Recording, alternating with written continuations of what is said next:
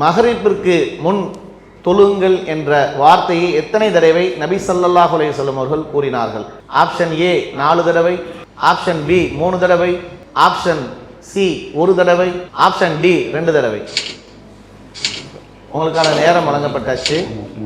மஷூரா பண்ணி தெளிவாக பதில சொல்லுங்கன்னா அடுத்த கேள்விக்கு செல்லலாம்.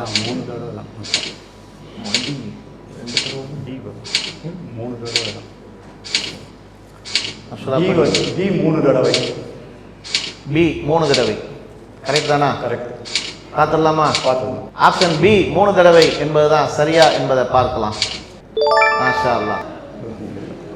நபி ஸல்லல்லாஹு அலைஹி வஸல்லம் அவர்கள் மகரிப் தொழுகைக்கு முன் தொழுங்கள் என்று 3 முறை கூறினார்கள். 3ஆம் முறை கூறும்போது அதை எங்கே மக்கள் அவசியம் பின்பற்ற வேண்டிய ஒரு சுன்னத்தாக எடுத்துக்கொள்வார்களோ என்று அஞ்சி இது விரும்பியவர்களுக்கு மட்டும்தான் என்று சொன்னார்கள். ஆதாரம் புகாரில 1183வது ஹதீஸாக பதிவு செய்யப்பட்டிருக்கு.